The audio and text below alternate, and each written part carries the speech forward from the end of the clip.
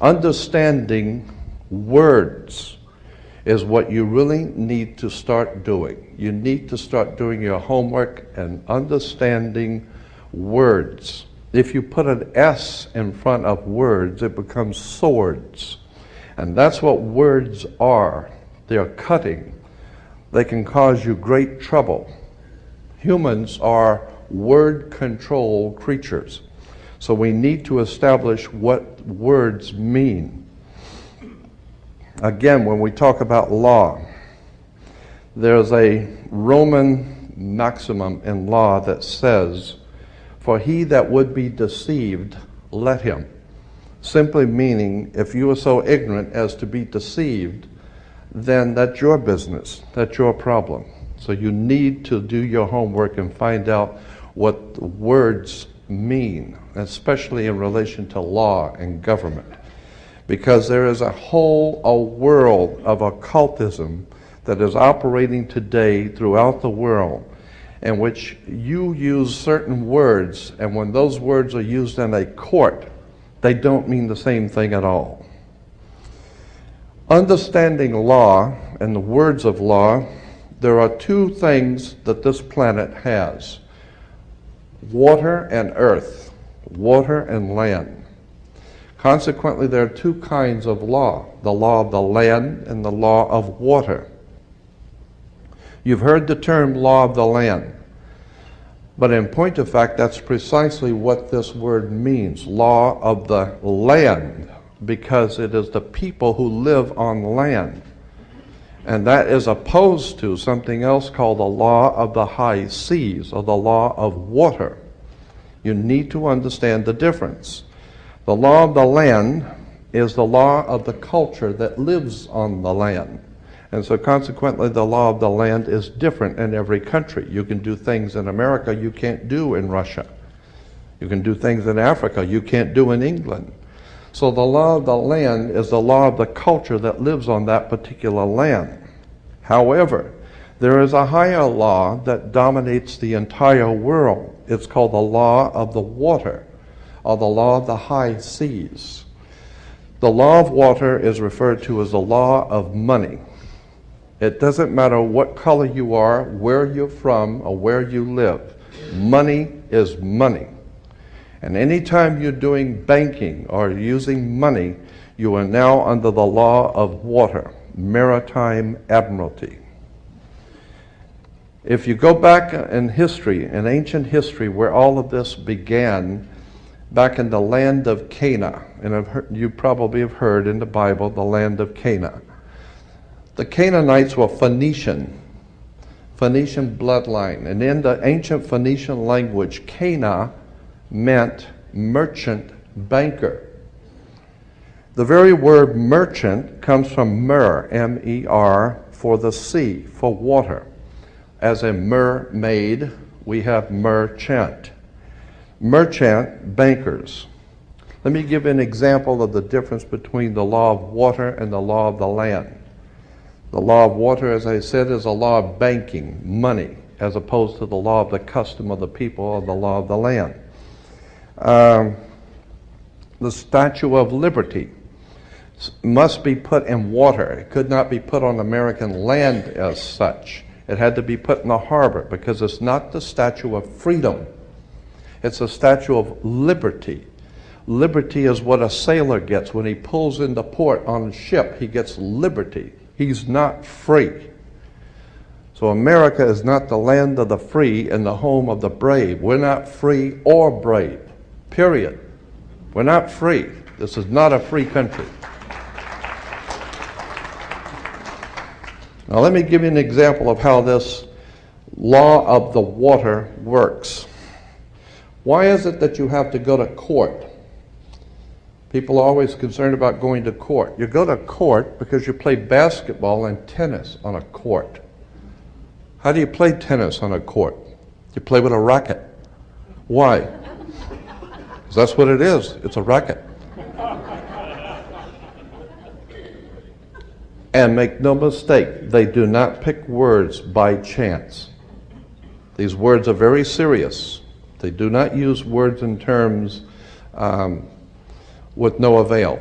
These words are very important. When you go into a court, what's the idea of going to court? It's a game, like basketball. The whole idea in a court is to put the ball back in the other guy's court. One team gets up and they throw the ball over to that team of lawyers. That team gets up and throws the ball back into their court. And consequently, it's a ball game. And the judge is wearing a black robe, so he is the referee. The judge is the referee. He doesn't care which side wins or loses because he's going to get paid anyway. So he couldn't care less. He's merely there as a referee, and that's why he wears a black robe. And that's another interesting subject we can get into later. But the judge is a referee between two teams. The judge, we are told, rules from the bench. The word bench in Latin is a bank. Therefore, the judge rules for the bank. Where do you find banks? You find banks on both sides of a river. They're called river banks. And what does a river bank do? It directs the flow of the current sea. The juice. Consequently, your money is currency because it's the flow, the cash flow. And I'll give you an example of how this works. When a ship pulls into a harbor, all ships are referred to as female. Airships, rocket ships, sailing ships are always female. Why? There's a very good reason. Maritime Admiralty banking law says all ships are female because they're carrying items. They're carrying items for money, and so consequently they are under Maritime Admiralty law. Admiralty is where we get the word admiral, admiral of the Navy. Let me give you an example of how this works. When a ship pulls into a harbor, it parks at the dock, and it ties off at the dock. The captain has to provide for the port authorities a certificate of manifest, because yesterday the ship was not here, but this morning the ship pulled in, so it has manifested.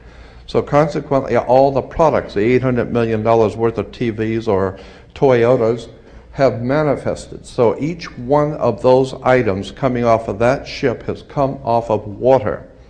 And each end they has come in a ship. And consequently, on a ship, all ships have a captain.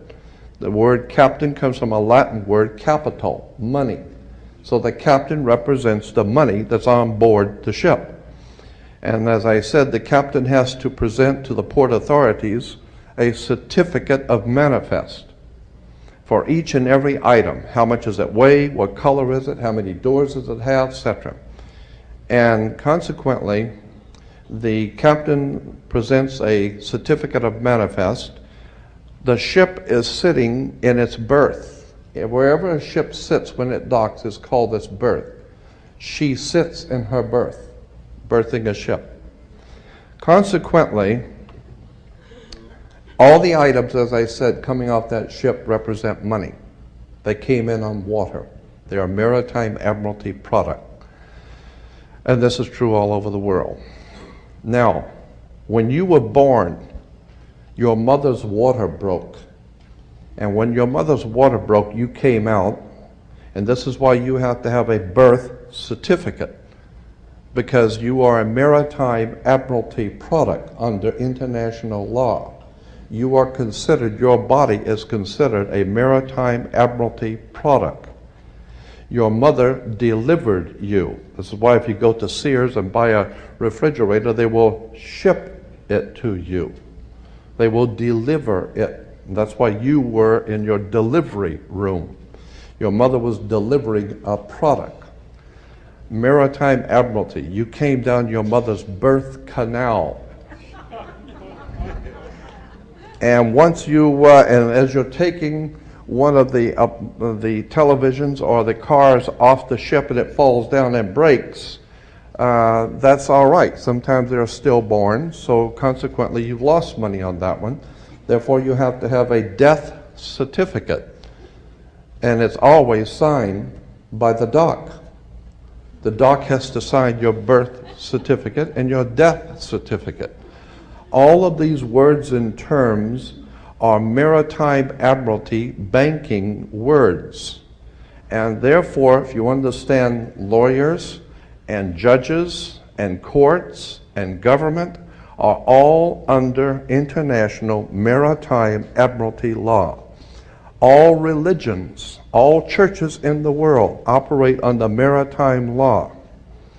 This is why all churches are divided into denominations, like 20s and 50s and 100s. Serious. This is why they're called denominations, because all churches are nothing more than the product of maritime admiralty banking. It's an extraordinary story of occult treason, high treason and crimes against the state. Make no mistake about it, there has never been a country on the face of the earth as far back into history as you can go. There has never existed a country in which the people rose up and demanded their right to be free. Never. The concept of human, spiritual, intellectual, and physical freedom is a totally concept that has never, ever existed on the earth. The only time that has ever come into existence was the founding of this country, where it was understood that we were sovereigns and we owned our bodies, and consequently, since 1868, we're now on the International Maritime Admiralty Law. Think about this. When cowboys in Indian movies, when the cowboys would ride into town, they'd get off the horse, they were wearing guns. How come they could walk into a bar carrying guns? And if two guys got in an argument, they could go out on the street and draw on each other in front of the sheriff's office, and the sheriff would do nothing. How come? How come that men could go out in the street and shoot each other in front of everyone and had nothing be done about it? The reason why is because before 1868, all Americans were considered sovereigns. And that's one of the nice things about being a sovereign, is you have the right to be yourself. And consequently, you need to understand that, in one last point I'm going to make before I introduce your speaker, that in 1868 there was a corporation founded. Anyone can incorporate a company. Well, in 1868 there was a company incorporated. And in that particular company, the founders of that company they referred to it as the United States Corporation. And they stipulated that anybody who would be a member of that corporation or work for that corporation would be called not an employee, but a citizen. So today, if you are asked, are you a citizen of the United States, what you think you're being asked is, are you lawfully in this country to do business? That's not lawfully what's being asked. They didn't ask if you were in America lawfully. They ask you a specific question. Are you, of your own volition, out of your own mouth, testifying that you are a citizen of the United States? Because in that way, citizen of the United States means you are an employee of a foreign corporation operating on international maritime law. So today, the President of the United States is the President of a privately owned company. The company is called United States. And the word president is always a word that is used in corporate law. Banks have presidents. All companies have presidents. So there's a corporation called United States, privately owned, and it has a president. President Bush is not the president of America. President Bush is the president of a privately owned company. Privately owned, out of England. And you need to understand words and terms. Because I believe that there is a divine presence in the universe that men call God, and one day that divine presence is going to move on the earth, and we're going to see freedom come back to this world. And when it does, you're going to need to understand words and terms and how they have been used to trick you.